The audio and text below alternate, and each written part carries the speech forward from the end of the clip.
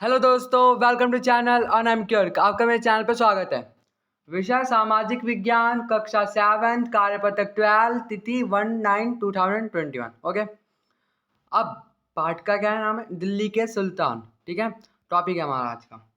Okay, यहाँ पे देखो, यहाँ पे कई 4 ड्राइंग्स दी गई है और बताया गया कि किस किस चीज़ों की ड्राइंग्स है। ठीक है, यहाँ पे देख सकते हो आप। तो यहाँ पे है कुव्वत अल इस्लाम जामा मस्जिद। ठीक है, बेगमपुरी मस्जिद, ये बेगमपुरी मस्जिद है। ये कुव्वत अल इस्लाम जामा मस्जिद है। ये ओके, ये पुराने समय की मस्जिद है, ये पुराने समय की है। और ये प्रेजेंट टाइम के जो आज कैसी दिखती है। ठीक है, और ये मोट मस्जिद है, ये आप देख सकते हो। और ये जमाली कमाली मस्जिद है। ओके, अब आगे देखते हैं।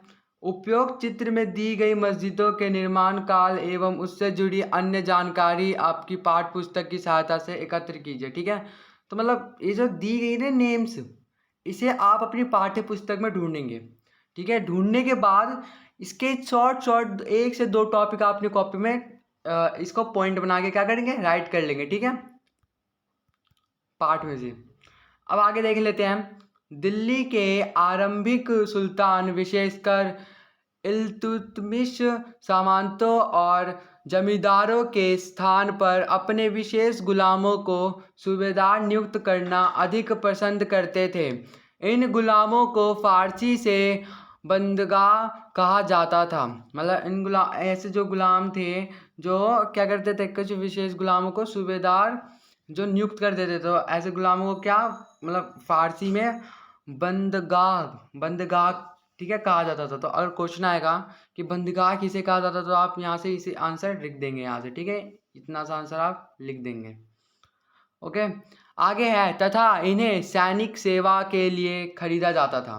ओके, अब इसी पार्ट से रिलेटेड यहाँ पे 6 मेन इंपॉर्टेंट पॉइंट दे रखे हैं, तो इसे हम पढ़ते हैं एक एक करके। ठीक है, तो पहला है खलजी तथा तुगलक शासक बंदगाह का इस्तेमाल करते रहे और साथ ही अपने आश्रित निम्न वर्ग के लोगों को भी ऊंचे राजनीतिक पदों पर बैठाते रहे। ऐसे लोगों को सेनापति और सूबेदार जैसे पद दिए जाते थे। ठीक है, अब सेकंड पॉइंट देख लेते हैं। यहाँ पे सेकंड क्या है? गुलाम और आश्रित अपने मालिकों और संरक्षकों के प्रति वफादार रहते थे, मगर उनके उत्तराधिकारियों के प्रति नहीं। नए सुल्तानों के अपने नौकर होते थे। फलस्वरूप किसी एक शासकों के सिंहासन पर बैठते ही प्राय नए एवं पुराने सरदारों में टकराहट शुरू हो जाती थी। मतलब जैसे कोई एक शासन चलता आ रहा है, ठीक है, कहीं जमाने से चलता आ रहा है, ठीक है, अब उसी बीच कोई दूसरा शासक भी आ जाए उस पर शासन करने के लिए, तो क्या होगा? जो मतलब पहला शासक है वो क्या हो जाएगा? वो विरोधी हो जाएगा उसका। दोनों आपस में विरोधी हो जाएंगे एक दूसरे के, और दोनों क्या करेंगे, लड़ेंगे एक दूसरे से।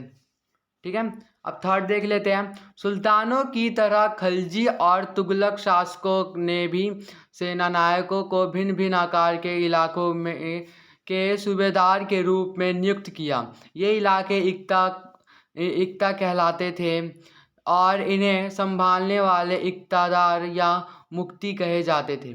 ठीक है, अब आगे पॉइंट देख लेते हैं। फोर्थ पॉइंट दे रखा है यहाँ पे, मुक्ति का फर्ज था। मुक्ति जो थी, मुक्ति का फर्ज क्या था? सैनिक अभियानों का नेतृत्व करना और अपने इक्तों में कानून और व्यवस्था बनाए रखना। अपनी सैनिक सेवाओं के बदले वेतन के रूप में मुक्ति अपने इलाकों से राजस्व की वसूली किया करते थे। राजस्व के रूप में मिली रकम से ही वे अपने सैनिकों को भी तनख्वाह देते थे। ठीक है, ये था फोर्थ पॉइंट। अब फिफ्थ पॉइंट देख लेते हैं यहाँ से। मुक्ति लोगों पर काबू रखने का सबसे प्रभावी तरीका था। ठीक है, तरीका था यह था कि उनका पद वंश परंपरा से न चले और उन्हें कोई भी इक्ता थोड़े थोड़े समय के लिए मिले, जिसके बाद उसका स्थानांतरण कर दिया जाए। अलाउद्दीन खिलजी और मोहम्मद तुगलक के शासनकाल में नौकरी के कठोर नियमों का सख्ती से पालन किया जाता था। मतलब नौकरी जो थी, नौकरी जो तो पुराने ज़माने जो होती थी, जो मतलब जब ये शासक थे अलाउद्दीन खिलजी और मोहम्मद तुगलक। तो क्या था, नौकरी में जो भी नौकरी जो जॉब करेगा तो उसमें क्या थी, जो सख्ती मतलब जो उनकी नियम ना बहुत ही कठोर थी, जो मतलब बहुत से कम लोग उसको फॉलो कर पाते थे। ठीक है, अब लास्ट पॉइंट देख लेते हैं यहाँ से। अलाउद्दीन खिलजी के शासनकाल में भू राजस्व के निर्धारण और वसूली के कार्य को राज्य अपने नियंत्रण में ले आया। स्थानीय सामंतों से कर लगाने का अधिकार छीन लिया गया एवं स्वयं उन्हें कर देने के लिए बाध्य किया गया। उस समय 3 तरह के कर लिए जाते थे। तो देखते कि वो 3 तरह के कर कैसे थे। तो पहला कर था कृषि पर, जिसे खराज जा कहा जाता था और जो किसान की उपज का लगभग 50% होता था। ठीक है, ये तो पहला था कर लेने का। ठीक है, अब मतलब जो कृषि जो वहाँ पे जो भी कृषि सिस्टम था तो उससे भी ऐसे कर लिया जाता था।